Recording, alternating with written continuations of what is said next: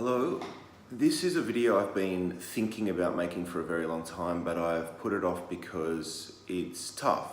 I want to introduce you to music theory, which is a deep and complicated subject and took me several years to kind of learn. So it's very hard to condense it into a YouTube video, especially because I like to keep my videos very short. This will most likely be my longest video ever, and most likely most of you still won't quite click right now. But if I can at least put you a bit on the path, that would be cool. And a number of times in my life, whether with students that were paying me to teach when I used to be a guitar teacher, or just with friends and people I've met, if I see someone playing, I can't help but sometimes offer a suggestion.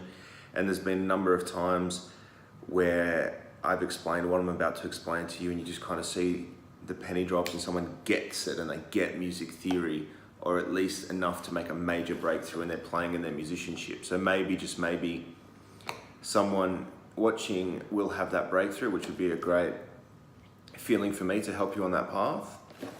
So I'm a guitarist, I always have been. I never played another instrument, but the best way to think about music theory is actually a piano. We don't need a piano though to talk about this concept. A piano has the white keys and the black keys. The black keys represent sharp notes, so like C, C sharp, D. Every note has a name. You might know on your guitar you've got your E string, E, A, D, G, B, E. Most guitarists, or many guitarists, will know that. But when you're starting out on guitar, it's just kind of arbitrary. It's like that's the E string and it's the E string because. The reason it's the E string is because the vibrations of the air make a certain frequency that we as a human race have agreed to call E. And then when we move it up a semitone, which is a particular interval of wavelength, we get what's called an F. There's no sharp between E and F. So if you went to a piano and you looked at the E key, the next key is another. The E key is white because all the natural notes, A, B, C, D, E, F, G, are all white on a piano. They're called naturals because they're neither sharp nor flat. Then the sharps and the flats are all the black keys at the top of the piano. An E is white on a piano, and an F is white. It's right next door and it's white. There's no black keys in between E and F. On the piano, if you're playing an F, the next note up will be a black F sharp. And then from F sharp, it would go to G, which is a white key. Next is G sharp, which is a black key. A, which is white. A sharp, which is black. B, which is white. And here between B and C, just like between E and F, there's no black key, there's no sharp. So the next note after a B note on the guitar is a C. In this case, I'm playing the B note at the 7th fret of the E string, and the next note is a C. No sharp or flat between them. And then you go C, C sharp, D, D sharp, E. That exercise in itself is useful to know the names of the notes on your guitar, but right now we're not talking about guitar playing, we're talking about music theory. So on a piano, the notes A, B, C, D, E, F, G, or if you think about it starting from C, C, D, E, F, G, A, B, they're all the white notes. The sharps, to make something sharp is simply to move it up one. So if I take a G note on my guitar, I move it up one semitone, it becomes a G sharp. That's what a sharp is. And alternately, if I take a G note on my guitar and move it lower one, it's a G flat. The confusing thing though is that G flat is the same as F sharp. It's the same note. So F sharp is this note. I can go F, F sharp, but I can also go G, G flat. Even though the note I've just called G flat is clearly the note that I just called F sharp a few seconds ago. Back to the piano. You've got a white F key and a white G key. In between them is a black key. If you're playing from F, that can be the F sharp. If you're playing from G, that can be the G flat. It's actually the same pitch, the same note, the same key on a piano, or the same position on a guitar, but it can have two notes, two names, F sharp, G flat. I hope you're still with me. As I said, this is a pretty tough subject to teach at the best of times, let alone on YouTube, but I just had it in my head that I wanted to at least have a try to see if I can help somebody out there. And even to put my own kind of thoughts into a more cohesive pattern. Okay, so maybe we go, why? Why do you want to know music theory? That's probably a good question, because we can talk technical all we want. Why do you want to know music theory? For me personally, the most useful thing about music theory is improvisation. So you might be at a jam, you might be with your friend, you might be in a band like I am, and someone comes to you with a piece of music and says you should jam along, improvise along, or even write and compose a guitar part that may be recorded and performed in front of people, who knows? So how do you do that? How do you know which notes to play when? Of course you can use your ear, and that's the best thing to do. But even for people who are primarily ear-based players, it's a million times more useful to know some notes and know some theory and things like that. Chords are made up of notes. So when you're starting to learn the guitar, I know when I started to learn the guitar, they just tell you where to put your fingers. That's a C chord, that's an A minor chord, that's a G chord, and my early teachers would draw the little chord diagrams, which you've probably seen, which kind of represent a grid of the fretboard. And you didn't ask too many questions. That's a D minor. The teacher said it's D minor. You might be playing a song that has a D minor and then an A minor. So I'm going to say, why is D minor D minor? And what is a chord? A chord is simply 3 or more notes played at the same time. If you play one note, it's just a note. If you play 2 notes at the same time, we call that a dyad. That's 2 notes. 2 notes is not enough to make a chord. But 3 notes or more makes a chord. Today we'll talk about 3-note chords. I'm going to go back to the piano. Imagine you're playing an A on the piano. And then if you had your fingers laid out, it would go A, B, C, D, E. If we play an A on the piano and then we skip one note and then play a C, and then we skip one note and then we play an E, that's an A minor chord. A, C, E. So to make a chord on a piano, and the reason I'm using piano is because it's visually laid out a lot easier than the guitar. So because a piano just goes note after note after note, all the way up and all the way down, it's a lot easier than the guitar with its funny string relationships and open strings and things like that. So we go A, we skip a note, we play a C, we skip a note, we play an E on the piano. That would be A minor chord. And when you play an A minor chord, like a standard A minor chord on the guitar, the notes you're playing is A, E, C, E. So it's actually just an A, C, and E with some notes repeated. In chord construction, to make chords is what we call 1, 3, 5. So if A is the 1 because it's the first note, the 1, we're going to skip B, which is the second note. We're going to play C, which is the third note.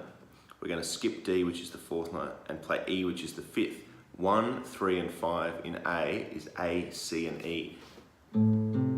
A, C, E is an A minor chord. So that's called chord construction. When you know your notes and your scales, you can build chords. And then somebody could come to you with some chords. Somebody might come to you and say, I've got an A minor and a D minor and a G. That might be the chord progression that your friend plays and says, why don't you write a guitar part, or why don't you jam along with me? A minor, D, G. Okay, cool. The easiest place to start is with the arpeggio of the chord. So if someone's playing an A minor chord, you know that the notes A, C, E are going to work because they're the notes of the chord. They're going to sound good together. That can be extrapolated into a scale where an A minor scale, and you'll have to forgive me for making a bit of a jump here, but if I just tell you that an A minor scale is all the white notes on a piano, A, B, C, D, E, F, G, A, B, C, D, E, F, G, A, G, F, E, D, C, B, A. An A minor scale will always work with an A minor chord. Let's go to the next one, G. What are the notes here? G, B, D, G, and you can, well, I'll just play D, G. I play my G chords with those 2 fingers there. Some people do the open B string. I just happen to do the 3rd fret, because you can choose between a B or a D. G, B, D, G, and then you can either play a B note or a D note, because both in the chord, and then the G. So I play my G chords like that. On a piano, once again, if you go G, then you skip the A, and then play the B, and then skip the C and play the D. G, B, D. 1, 3, 5. G, B, D. That's how to make a G chord. And then there's a G scale. There's also modes, which I probably won't talk about right now. Okay, so I've shown you an A minor chord and a G chord. We're using the key of C major or A minor. It's actually the same key. If you play it, and the reason I'm using that key is because it's the simplest, because on the piano all the notes are white because there are no sharps or flats. So C major goes C, D, E, F, G, A, B, and then back to C. They're white notes on a piano. A minor goes A, B, C, D, E, F, G, A. They're all white notes as well. And if you start and end on A, it's an A minor. And if you start and end on C, it's a C major. Even though they're the same 8 white notes on a piano or the same non-sharps and flats on the guitar. Now, C. 1, 3, 5 on C is 1, 3, 5, C, E, G. So on a piano, C, E, G. I can now go to the next note of C. The next white note is D. And I can go 1, 3, 5. D, F, A. D minor chord. The next note up in the scale is E. E, G, B. E minor chord. E, G, B on a piano. F, F, A, C. I'm just going 1, key on a piano, skipping a note, playing a note, skipping a note, playing a note. G we just did. G, B, D. That's a G major chord.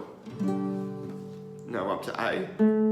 A, C, E. So an A minor lives inside C major.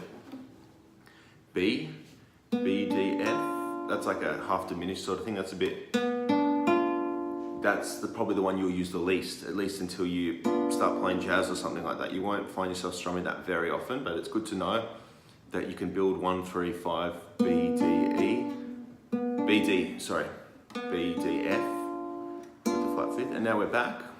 C, skip the D, play the E, skip the F, play the G. 1, 3, 5, C. So that was 1 octave of C major, and I constructed the chords. C major, D minor, E minor, F major, G major, A minor, B, you could call it like a B half diminished or something like that. Bit fancy for me, isn't it? That's something like that. And then back to C.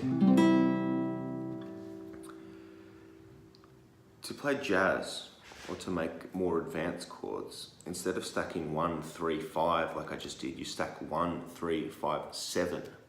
So I'll just quickly do a couple. In C, C, E, G. Hopefully by now you get that that's 1, 3, 5.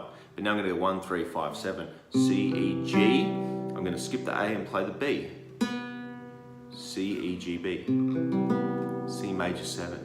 So I've gone from C, E, G, which is C, to adding the 7, C, E, G, B. D, D, F, A, C, D minor 7. And it goes on. E, G, B, D, E minor 7. So chord construction at its simplest is 1, 3, 5. And that's how you make your major and minor chords from a scale. To make it more complicated, you go 1, 3, 5, 7, which would kind of take 4 fingers on a piano or 4 notes on a guitar.